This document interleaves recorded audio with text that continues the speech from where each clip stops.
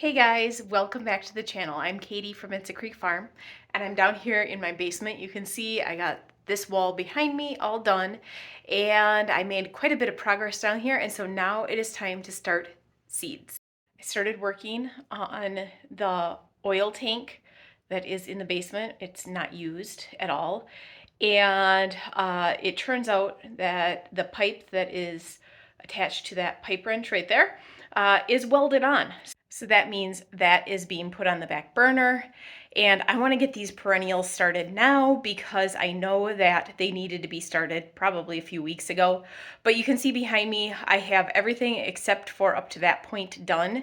And I have all of the cracks that were in the wall and all of that repaired. And so it is feeling really good down here. The big things I need for today's project are some soil, which I had Beck bring down here yesterday for me, my seed starting trays, heat mat, and a hose.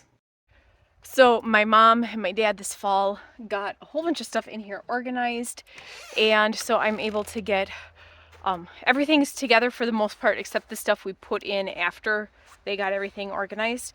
And so I'm able to just come in, thankfully, but I do need to wash and sanitize these, so that'll be a process, I guess. I totally forgot about that. So let me get these, and then oh, it's so nice out. I kind of don't want to work. It's about 36 degrees out. It's really overcast, but it is warm and super nice. It feels like spring, which is not good for this time of year. Usually the high around this time of year is in the 20s, maybe mid 20s, and it's supposed to just keep getting warmer and warmer. By the end of the week, or by the end of the weekend, we are supposed to be in the 40s. By the end of next week, we're supposed to be almost 50. There we go. Got these out. There was a snake skin on one of these. I could stay out here working on projects all day. I would, but I got to get these up. I'm going to soak them in my bathtub. I think that's going to be the quickest and easiest because I have a sprayer there, and then I can drain it easily.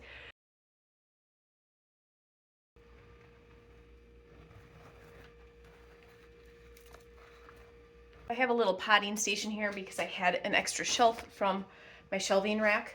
And so I just got two. These are old shelf bases or old drawer bases. Got those, and I just put the extra shelf on here. And so I'm going to use this as my potting station this year. It'll make life so much easier. And over here I have 3 heat mats, one big one, 2 little ones. The little ones fit these big trays perfectly. I did forget my trays that go under here upstairs, so I'll have to run up and get those. Kind of a funny story. So I went to go wash the trays and sanitize the trays, and I started getting the water running for them, and I started spraying them off. I thought, oh, well, the bathtub is filling up with water.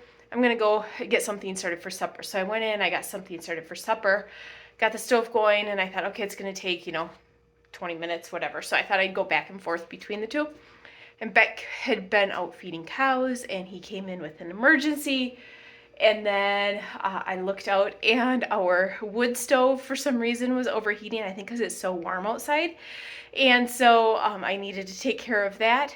And Beck and I got in from dealing with all the emergencies, and I was finishing up supper, and I looked at Beck and I was like, I started the bath water, so that I could spray out or sanitize all my trays. And I said, and I just remembered it's still going. And I ran in there, and thank goodness for the overflow because we were right at the top, but it did not overflow, thankfully. So I was able to get 2 trays scrubbed out pretty well. The other ones are soaking, so I need to go rinse those off. But while those are sitting up there, I wanted to get started on this. All right. Oh, this feels so good. Get this tray done. Now I have to grab my seeds, and I want to run up and grab the trays. They're still in the bath, so I got to rinse those off. Grab the trays that go under here. That way we're not making a mess up here on the actual shelving.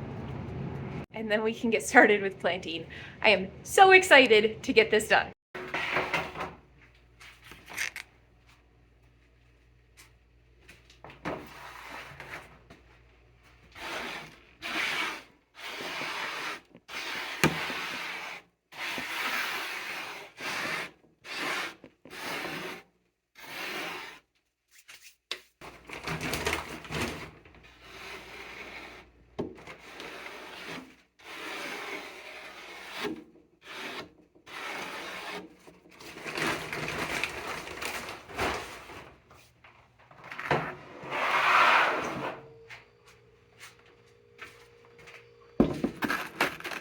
first tray is ready to put seeds in. I have it in my little tray. These are PropTech propagation trays. They're super heavy duty, but they're an awkward size. So you got to find a tray to put them in, otherwise you lose soil and stuff out of the holes and the water goes everywhere. So you got to put them in a tray. I forgot to grab a hose to bring over here because I have this. Last year I had this all set up over there, closer to that tank because the hose is right there. And I do have a longer hose. I just forgot to grab it. So I'm going to carry this over there and get it watered really quick so that the soil is damp. And I can start planting seeds. So what is on the agenda for planting today? I don't really know. I do know that I need to get the Rudbeckia planted and some eucalyptus planted, but not all my eucalyptus is here. I had a package that was delayed in transit and it has 3 different kinds of eucalyptus in it. So I'm gonna plant my seeds that I have from last year as far as eucalyptus goes, and then I will, when I get that other package in the mail, I will get those started too. All right, so I'm gonna get this Rudbeckia planted, the cherry brandy, and Sahara. I'm gonna wait on this Thai sweet basil.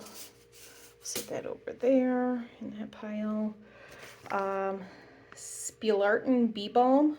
This one I think I'm gonna wait just a little bit on. This Panorama red bee balm, I am gonna get started today. The Paradiso Echinacea, and then Silver Dollar eucalyptus. So first things first, so that I can be ahead of the game, I'm gonna write on my plant sticks what is what.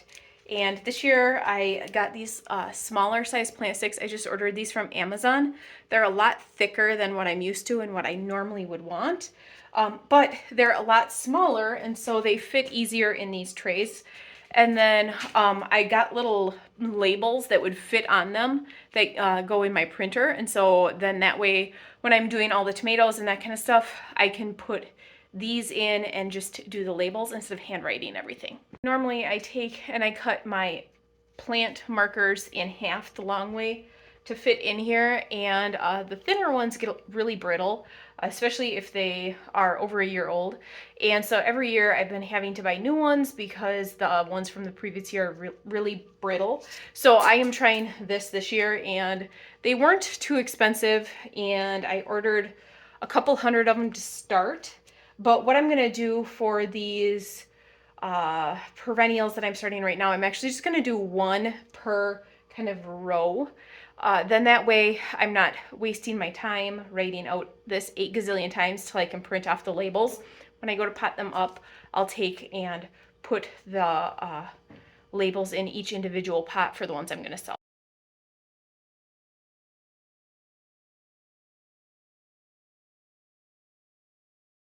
That feels really good. The bee balm needs to be on the surface of the soil and stay damp. It needs light to germinate. Everything else just requires it requires it to stay damp, but it requires darkness.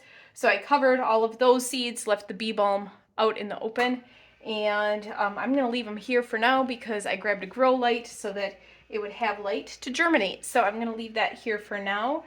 But we got almost an entire tray of seeds started. So these are all perennials that I'll be able to sell and also plant here on my property. It feels really good to get all that done. I just got an alert that my other seeds are at the post office. They were finally delivered, so I am off to go get those. But that is it for today's video. Thanks for tuning in, and we'll see you guys next time.